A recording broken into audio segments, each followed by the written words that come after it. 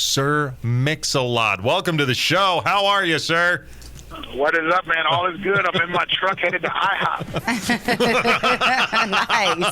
Nice. So a little bit off the air, Stacy was talking about some of the stuff that you kind of been up to, and she thought you ran a tent company. We will pitch a tent for you. Wow.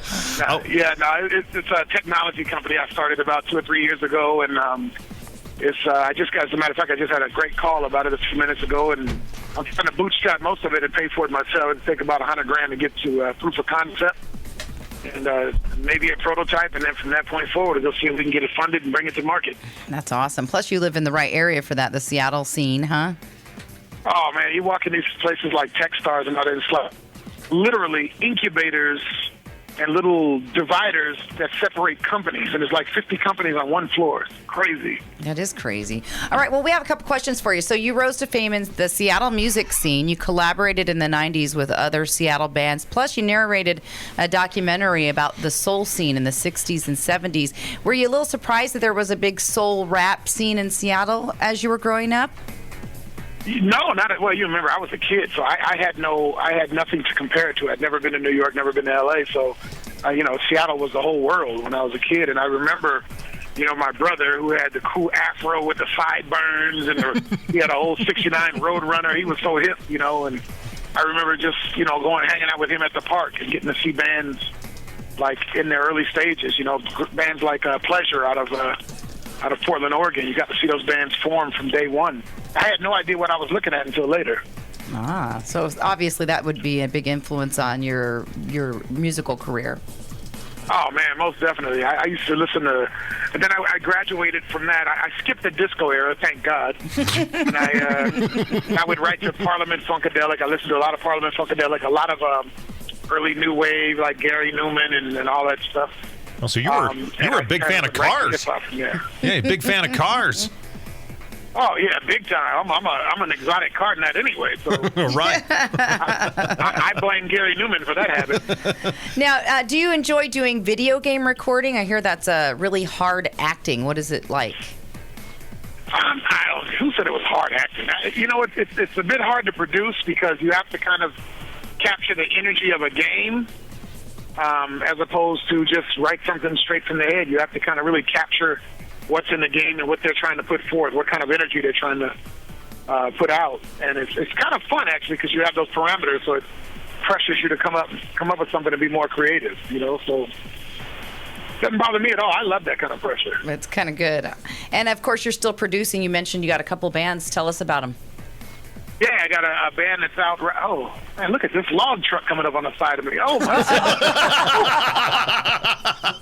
God, dog, look at this thing, man. Here, listen to this. You almost got taken. That thing was huge. Anyway, what the hell was I talking about? Squirrel. Truck?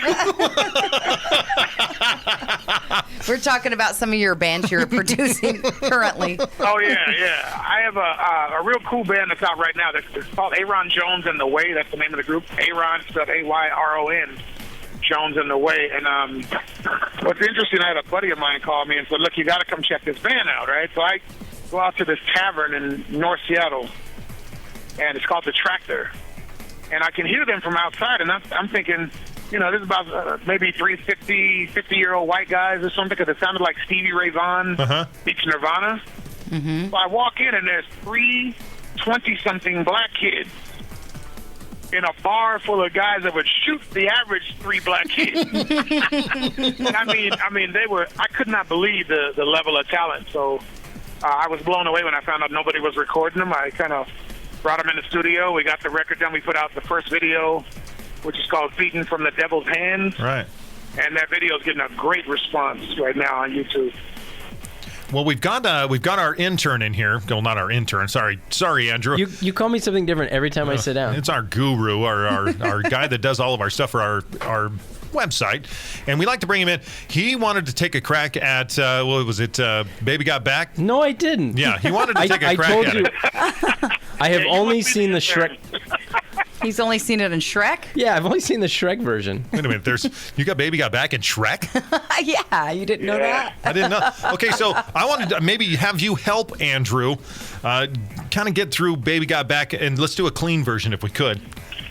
That's all. Well, the Okay. main version is clean. I can do a dirty version. If you No. want. I want to keep my job. Okay. So Andrew, go ahead. Yeah, Andrew, let's start. Yeah, you've got the lyrics over there, don't you? I don't. But Donkey from Shrek says, I like big butts. I cannot lie. Take it from there, Mr. Sir Mix-a-Lot. Donkey from Shrek. Hey, man, you're young. I'm getting old. You got to remind me. Refresh my memory. Keep going there a little bit. Yeah. You other brothers can't deny. let me Google it. I'm the web guy. Oh, he's Googling it now. He's a web guy. He's Googling the song. By the way, Google's 15 years old today. All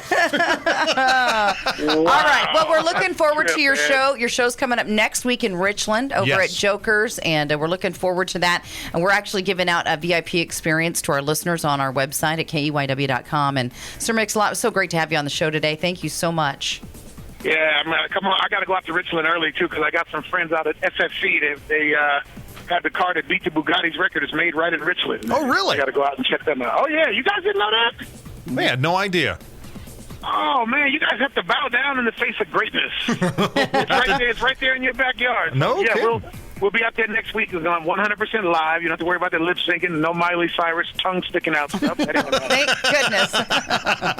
I got to ask you, where did your inspiration, and I mean, it's probably blatantly obvious, but when did you sit down and write Baby Got Back? You just, all of a sudden, you're looking around and He you're was watching a video, I bet. Well, you know what's funny is that I had done slower songs. You know, before that I sold like 1.5 million records with Posse on Broadway and My Hoopty and Beepers and all those songs, and I wanted to do something different. And I was sitting there watching the Super Bowl, and back then they had the Spud McKenzie girls. They were doing the Budweiser commercials. Yes, I remember those, yeah.